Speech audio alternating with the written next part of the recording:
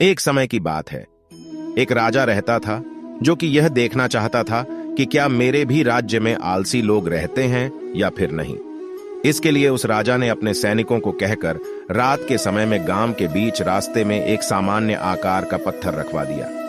उसके बाद वह राजा छुपकर यह देखने लगा कि क्या कोई व्यक्ति जरा ही हिम्मत करके उस पत्थर को हटाता है या फिर नहीं। राजा वहां बहुत समय से खड़ा था और देखता रहा, लेकिन किसी ने भी उस पत्थर को हटाने की कोशिश नहीं की। उस राज्य के कुछ सबसे धनी व्यापारी और दरबारी भी उस पत्थर के पास से होकर गुजरे, लेकिन उन्होंने भी उस पत्थर को बीच रास्ते से हटाने की कोशिश नहीं की। कुछ आने जाने वाले लोग राजा को ही दोषी ठहरा रहे थे कि राजा कितना लापरवाह है, राज्य की सफाई का ध्यान नहीं रखता है।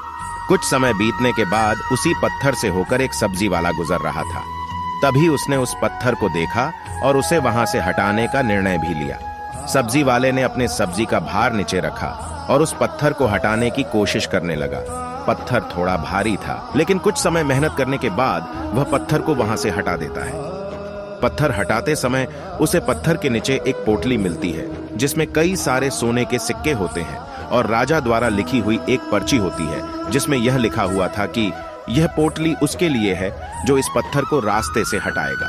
सब्जी वाला समझ जाता है कि यह उसके मेहनत का फल है, लेकिन बाकियों को वह पोटली इसलिए नहीं मिली क्योंकि वे लोग आलसी थे और जरा भी कष्ट सहना नहीं चाहते थे। इस कहानी से हमें यह शिक्षा मिलती है कि मेहनत से सब कुछ हासिल हो सकता है और उसी प्रकार आपको भी अपने सही लक्ष्य की प्राप्ति के लिए आलस को त्यागना होगा।